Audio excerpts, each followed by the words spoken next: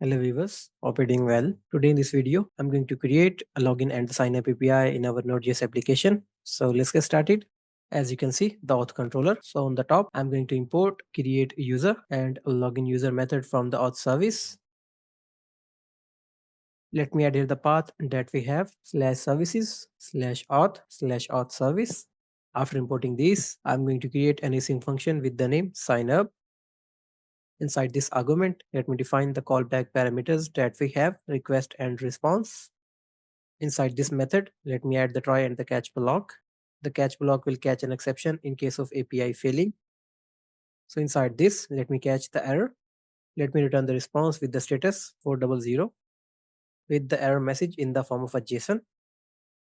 Now inside the try block, I'm going to call the method from the auth service that we have create user. Inside the argument of this, I'm going to pass here the request payload that we have request.body. So it will be a await. After calling the method, I'm going to return the response with the status 201 created with the message in the form of a JSON that we have sign up successful. After that, let me duplicate this method, update the method name that we have login. Inside this method, we have to call the method from the auth service that is a login user. Inside the argument of this, we have to pass here the request payload that we have request.body.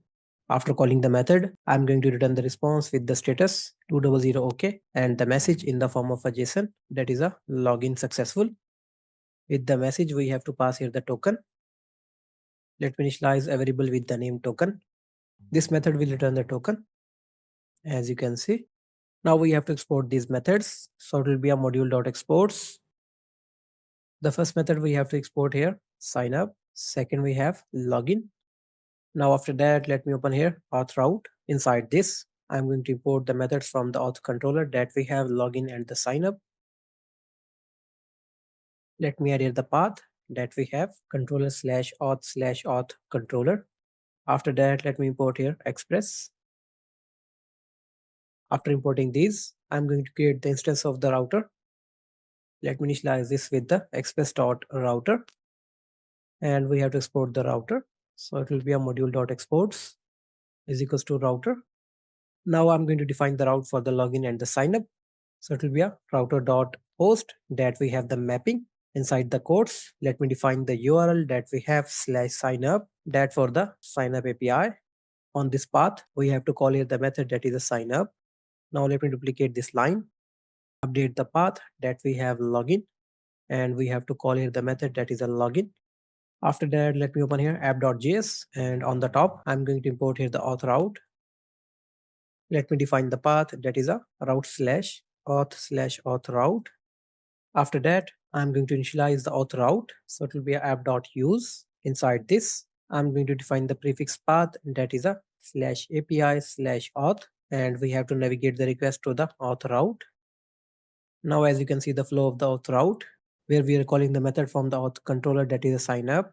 Inside this method, we are calling the function from the auth service that is a create user. And this is the implementation of the create user method.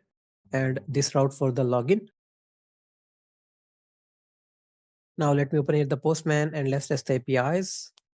As you can see, the path that we have /API/auth/signup mapping that we have post. And as you can see, the request payload in the form of a JSON where we have an email, password, first name, and the last name. You can select the JSON type by clicking on the body, raw, and then JSON type. Now let's click on the send button. As you can see, the status we got 201 created, and inside the body, we are getting the message that is a sign up successful. Let's go to the second tab. As you can see the path for the login API that we have /API/auth/login mapping that we have post, and inside the body we have a request payload with the email and the password in the form of a JSON. Now let's click on the send button to generate the JWT.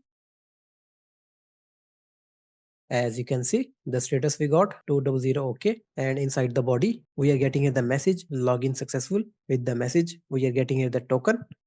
Let me update the credentials to log in the admin. So the email that we have admin@test.com and the password that we have admin. Now let's click on the send button. As you can see, the status we got 200 OK, and inside the body we are getting here the token and the message. So that's all for now from my side. If you have any confusion, you can document. Thanks for watching. Take care. Bye.